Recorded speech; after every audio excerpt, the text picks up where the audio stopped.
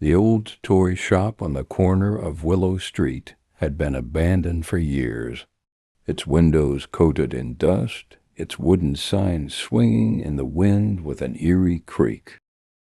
No one in town dared to enter not after the disappearances, but when Daniel, a struggling artist, inherited the decrepit building from a distant relative, he saw an opportunity.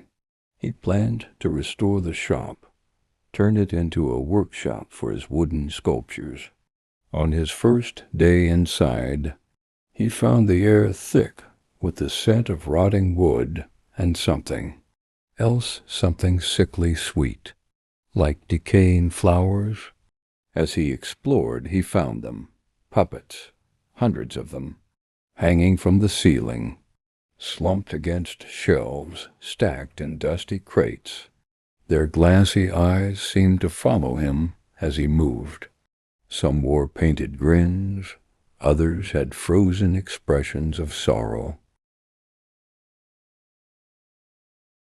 One puppet stood apart from the rest, seated at a tiny wooden stage in the back. It was a marionette, a tall, lanky thing with limbs too long for its frame. Its face was different from the others, more human. The eyes weren't glass, but something darker, something deeper. That night, Daniel heard whispers, faint at first, like the rustling of paper, then clear enough to form words. "Play with me." His dreams were filled with the sound of wooden joints creaking, strings tightening, a rasping voice chuckling in the dark. When he awoke, the marionette had moved. It sat on his workbench now, head tilted, lips curled in an unmistakable smirk. Daniel tried to burn it. He doused it in lighter fluid, struck a match, but the flame sputtered and died. The marionette giggled. Over the next few days, the whispers grew louder. The other puppets moved 2 tiny shifts in position when he wasn't looking, their carved fingers pointing at him. They told him things, secrets about the town, about the missing children, about how the shopkeeper before him had fed the puppets.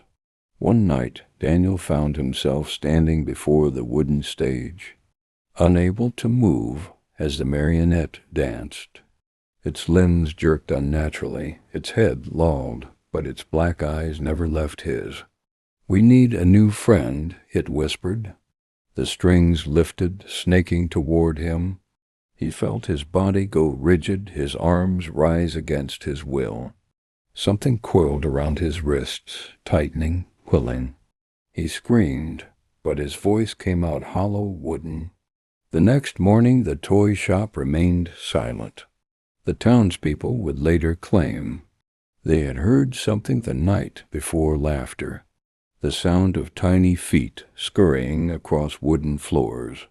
But no one entered the shop. No one saw the new puppet that sat among the others, its eyes wide, its mouth frozen in an eternal silent scream.